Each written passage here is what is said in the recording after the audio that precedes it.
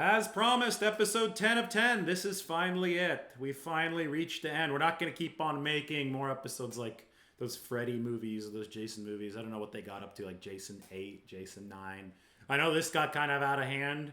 Every episode is a quarter of Trey Lance action from the 2021 season. We decided to start with 8 for 4 quarters against Arizona, 4 quarters against Houston. And then we added bonus episodes, and this is the last bonus episode. We had bonus episode 9 for the first quarter of action against the Seattle Seahawks. That was the third quarter of the game in relief of Jimmy Garoppolo. And now here is episode 10. And this one, my friends, is going to be a lot of fun because this one is going to feature Trey Lance in the fourth quarter against the Seahawks when stuff really got cooking for him. And if you watched episode 9, you saw how raw Trey Lance was. He only completed one pass, but that last pass was the 76-yard touchdown to Deebo Samuel. It was broken coverage. You don't really want to credit Trey Lance all too much for it. You blame the Seahawks and the defense and Jamal Adams, who was really upset with the busted coverage on the play, trying to show up a teammate. He was upset out on that field. But in the larger picture, it got the 49ers going. It got Trey Lance a little bit out of the funk that started that third quarter, which was understandable because he had, 318 career pass attempts in college, one against Detroit to Sherfield, and then Garoppolo started that game. So the fourth quarter started like this, with a Trey Sermon run. 49ers got the football. This was the drive after the 76-yard touchdown to Deebo. If you watched episode 9, I talked about that this was a good game for Trey Sermon. This obviously wasn't a great run, not a lot of room.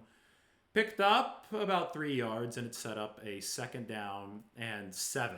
So here's Lance on 2nd and 7. This is going to be a throw, and there's still going to be some rustiness. There's still going to be some rawness in this quarter. Lance way too slow to release this ball, trying to go over the middle, probably to Deebo Samuel, who's in there in that intermediate part of the field, and Al Woods, number 99, breaks it up. I'm going to stop this right before the throw attempt right here. You could see how elongated and wide that release is. In the National Football League, this ball has to come out quicker because the defensive tackle, even a guy who's probably not as quick-twitched as a defensive end or just a blitzing safety, blitzing linebacker, those guys are going to be able to read and react. And yes, Woods gets in, beats the 49ers offensive line, but he's able to read and react. It takes Lance a really long time to bring this ball back. So not good for the 49ers, not good for Trey Lance. As you're going to see, this is going to get knocked away by 99, and we move on to 3rd down and 7. This play, not any better for the 49ers. Trey Lance didn't really see the field here. This is going to be a sack. And to me, it seems the game at this point is moving too fast for Trey Lance. He's completely engulfed behind the line of scrimmage. Why don't we move this back right now, just to see where we might be. This is back to the Al Woods play. It's knocked away, but I'm going to stop the all 22 of the sack play because I do think that Kittle or Juszczyk were open on more underneath the routes. Now remember, it's only 3rd and 7. It's not like it's 3rd and 15 or 3rd and 20. This is a manageable situation. At least it should be. See Lance dropping back in the pocket. Still too soon to blame him. But at this point, receivers have turned around. Bottom half of your screen, you see Kyle Juszczyk. He's your outlet man. And if Trey Lance senses pressure, I know that guys are getting beaten up front. That's a problem with the 49ers. The pass protection isn't great. But if guys are getting beaten, you've got to know where the check down is, especially on 3rd and 7 when that check down can pick up that 1st down. He doesn't go to Juszczyk. And now Kittle has split away from the formation because they were in max protect. There could be a shovel to Kittle. That's right there on the 15-yard line. You see Kittle waving for it. It doesn't go there either. Instead, Trey Lance kind of just tucks his head and panics, moves around that pocket, and ultimately is sacked. You'll see this from the end zone angle, but it's a good example of not seeing the field, and we saw a lot of this from Trey Lance early on in his career. And you probably noticed that we didn't see nearly as much of it as it progressed, which is a great sign for the 49ers. But there's Kittle. Lance isn't looking, runs forward, and is taken down. So 49ers have to punt. He'll have to try again a little bit later. So 1st down and 10. Lance fakes the handoff, bails the pocket this time. Was that the right decision? I'm not sure. Runs out of bounds. Nothing doing there. I think bailing the pocket was okay here, but I also think that Brandon Ayuk might have been open. Why don't we go back just a little bit? Why don't we see where Brandon Ayuk was? I mean, within the structure of the play, you see the middle of the field. See Ayuk is going to break toward the near side. He's right here at, the 33, 34-yard line. A nice threaded throw over the linebacker in front of the safety. Probably hits Brandon Ayuk for a nice chunk of yardage, but Trey Lance at this point just didn't have confidence to make that throw, and it's a very difficult one. And the pass protection isn't great, so he decides to bail the pocket. It's not a terrible play, but it's not a positive play either. And this is the type of stuff that Trey Lance is going to get better at with time, with repetitions, because it certainly didn't happen on this play. End zone angle. Left tackle, Williams trying to hold his ground. Dunlap forces Lance to bail the pocket, and Lance is just going to run out of bounds. Picks up 3 yards for the 49ers, and sets up a 2nd down and 7. All right, on this one, Lance gets lucky. Another fake handoff looking downfield, and Bobby Wagner was there ready to victimize him. And thankfully for Trey Lance, that pass intended for Trent Sherfield was not intercepted. I'm going to pause this right now before the throw. Look at Bobby Wagner. Here's near that hash mark. And Bobby Wagner is reading exactly where Trey Lance is going to go with this ball. Lance is trying to fit this one through a window in the zone, but he telegraphs where he's going for way too long, and the release is not quick enough to be able to zip it past Bobby Wagner, who obviously is on the scent of this pass. And Bobby Wagner's made a living of this throughout his illustrious NFL career. He's going to be in the Hall of Fame. And this was almost another interception, another notch on his belt. Wagner breaks it up. Lance gets lucky. It's not a pick. All right, so here's 3rd down and 7 for the 49ers. Watch Kerry Hyder here. Defensive tackle, works past Daniel Brunskill, his current teammate now. Hyder's back with the 49ers. It forces Lance to bolt and run. Now, could Lance have done something else? Well, on this one, you watch Hyder off right tackle.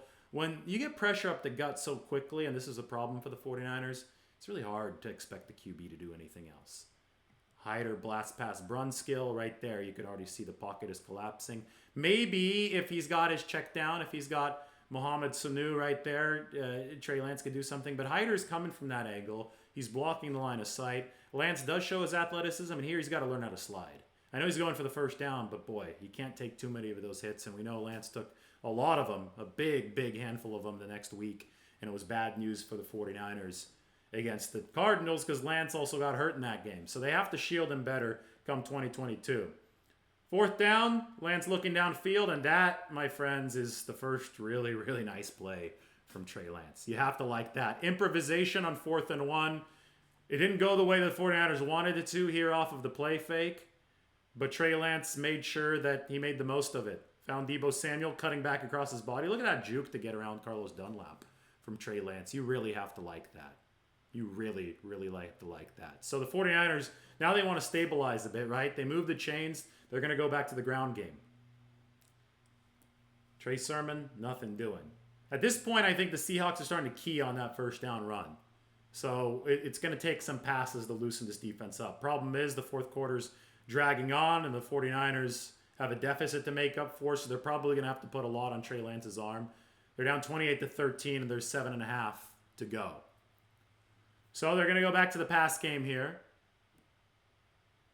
And Carlos Dunlap on this play action is going to get around Mike McGlinchey, and that's going to create a problem. Trey Lance has to bail the pocket. He might be able to find a receiver crossing over the middle of the field there, but once this play breaks structure, that's a whole lot to ask for a rookie. Look at the left side, or the right side, you see Dunlap getting around McGlinchey. McGlinchey has to hold, basically, to prevent Dunlap from getting to Lance. And at this point, you just got to give your rookie quarterback a better chance. And the 49ers don't. He's got guys in his face. He could make some kind of Mahomes-esque throw. He didn't. Maybe underneath here to Deebo Samuel. But not going to work for Trey Lance that time. And that actually was Trey Sermon. No, it's not Deebo Samuel. That was the outlet man. Lance didn't see him. Lance didn't go there, throws it away, forces a 3rd down for the 49ers. This is an interesting play because right here, right before Trey Lance tucks it and runs, you could see that there are players open. See that there's guys in various zones. I'm talking middle of the field. You're talking Kittle. You're talking whoever this is right underneath in between the 40 and the 50-yard line. And the pocket's decent, but as you can tell from Trey Lance's body language here, he's already committed to running the football. He's tucking it too soon. He's not seeing the field. He's tucking it too soon. And now he's thinking, okay, well, maybe I can run. Or maybe I can pass. And then he decides to run again. And he gets some of the yardage back, right? Sets up a 4th down. But the 49ers would rather have him make that dart. They'd rather have him make that throw. It's probably going to be Juszczyk who's underneath. I couldn't tell because my screen's too small. But yeah, Juszczyk does spring out. And right here, you've got to look at Juszczyk. Sometimes the check down is not a bad play. But Lance is already a little fidgety. He's already thinking about running. And his feet are all over the place. Now he looks back and Juszczyk is there, but he's not sure of himself. So now he's going to run. And, it ends up being okay for the 49ers. It sets up 4th and 1. But, you'd rather have the throw there. I mean, you'd rather operate within the structure of the pocket. And again, that's something Trey Lance got better at over the course of time. So this 4th down, it's a long one, short 2, 49ers go for it. And what the hell is this? Deebo Samuel stuffed. Can't get it. I mean, at this point, down 2 touchdowns, late in the 4th quarter, 4th down, the 49ers didn't trust Trey Lance enough to throw the ball. And you could see why. He was so raw, so new at this point. But Deebo Samuel, they had no chance. Seattle was selling out on it. They had to take the handcuffs off of Trey at some point. And they did on this next drive. To Shanahan's credit, he did on this next drive when the 49ers were absolutely desperate. First play, 49ers look like they're out of sync. Trey Lance throws it away. Flags come in, so it's going to be a bailout for the 49ers to move the ball forward, holding or pass interference downfield. But as you can tell here, offense just not in rhythm. It'll get in rhythm, though, here during this hurry-up drive. As you can tell, 4.5 minutes to go. So Shanahan's going to have to scheme some rhythm. And I really like this because I think he's going to have to scheme some rhythm for Trey Lance in 2022. Sees schematically where the open out's going to be to Kyle Juszczyk, and Lance hits Kyle Juszczyk in stride. Now, as we can tell, this is not a gimme throw. Lance misses these before and after this during the season. Doesn't miss this one. Hits Juszczyk in stride. That's a 1st down gain of about 14 yards. Now the 49ers are going to really start to have some fun with Juszczyk. They're going to run that screen game because Seattle knows the 49ers at the pass this late in the game. You could burn them with the screen over aggressive pass rush. That helps get Trey Lance in rhythm. That's 2 throws, 2 straight 1st downs. See it from the end zone angle. See the 49ers pass blockers release. You have Juszczyk with Brunskill and Mack out in front of him. Some good work there from Brandon Ayuk as well. George Kittle blocking as we go under 4 minutes. So Trey Lance now is going to have to deliver from the pocket, but he bails again a little bit too soon, and it's going to be a run. Yeah, he gets some yardage, but Kyle Juszczyk, I think, was open on the near side at the very least, if not somebody else. This is what we call bailing out of the pocket too early. You can see he doesn't hang in there, starts running again. This got better over time, and for a quarterback with the prodigious physical tools that Trey Lance has, it's like Steve Young. Sometimes you got to tie his feet in the pocket to make sure he can't run. So here's what happens next. Trey Lance steps up in the pocket. It's going to throw underneath there. I like that. That time he stepped up in the pocket and he made the throw. He didn't bail the pocket. He maneuvered the pocket. Back to the Steve Young story. They literally had to tie his feet together in the pocket so he wouldn't dance around and start running too much. So he would settle down and make a throw like that one from Trey Lance to Mohamed Sanu. So the 49ers have a 1st down. They're moving. Clock is ticking. This is going to be a run play from the 32-yard line. Lance out of the shotgun, looks downfield. Lance is going to tuck it. He's going to run, and there's holding. Was somebody open? Looked like Seattle had that one decently covered. It's going to move the 49ers backwards. I think that Lance hung in there a little bit longer in the pocket that time, so it was improvement. The 49ers are pass blocking decently well these last couple downs, and Lance right here is bailing and running. And it's tough for an offensive line to block for that long. So 1st and 20 now from the 42 for the 49ers. This is going to be an attempt to Deebo Samuel. And this one's going to come out late from Trey Lance. We'll pause this one at the time of the throw. There's the throw. Here's Deebo Samuel. Because the release is elongated and because he's already kind of waiting in that window and the ball's not ready for him, Deebo Samuel's going to get lit up. It's a timing game And the timing, again, it got better for Trey Lance. I warned you, and I think that it's insightful to see just how raw he was in his first career extended action. Here comes the throw. It's late. Deebo Samuel gets lit up. Not good, but now it's going to start to get a little bit better. 3 minutes to go. 2nd down and 20. Lance is going to be in a shotgun. Lance is going to have time. This is against that prevent defense, and he finds a receiver coming back to him. It's Deebo Samuel. Yeah, the throw's a little bit low, but who cares? Gets a nice pickup, and he's taking what the defense is giving to him.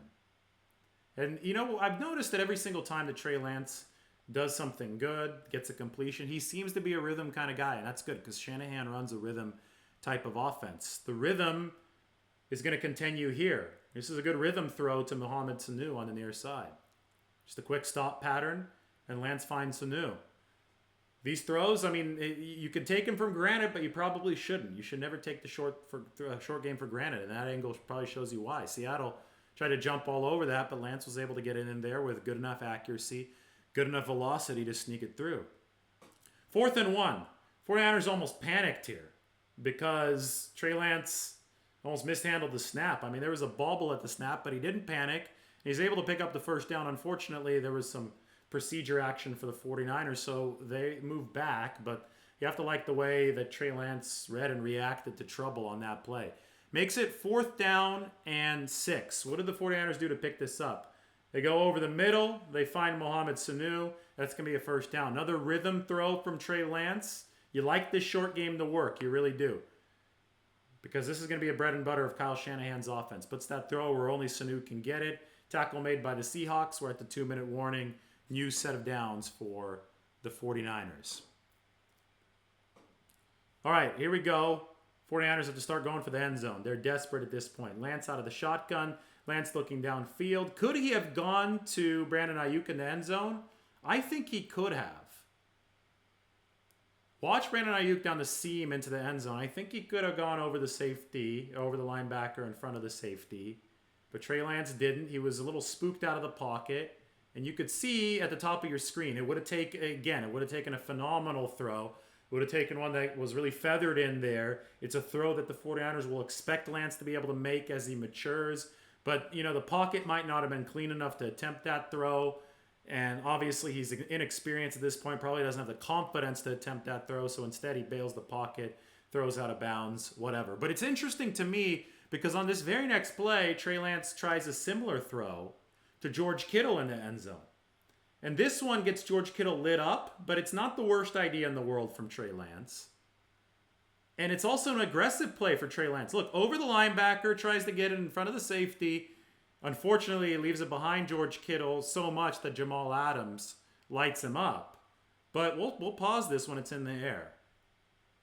Because it's interesting to me that Trey Lance went from not taking a chance to taking this chance.